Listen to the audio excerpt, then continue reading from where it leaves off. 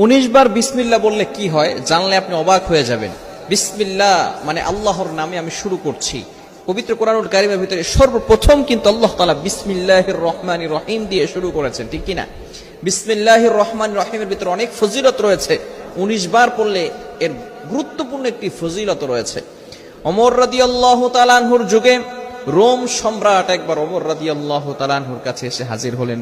বললেন, ইয়া আমিরুল মুমিনিন খলিফাতুল মুসলিমিন, আমার মাথায় প্রচন্ড ব্যথা।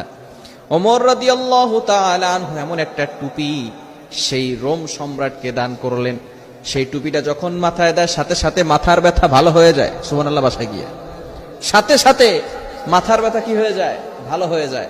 আবার যখন সেই মাথার টুপিটা খুলে ফেলে আবার তার মাথা ব্যথা হালকা হালকা শুরু হয়। এবার সকলে অবাক হয়ে গেল সেই টুপির ভিতরে কি আছে। ওমর ইবনুল খাত্তাব রাদিয়াল্লাহু তাআলা আনহু টুপির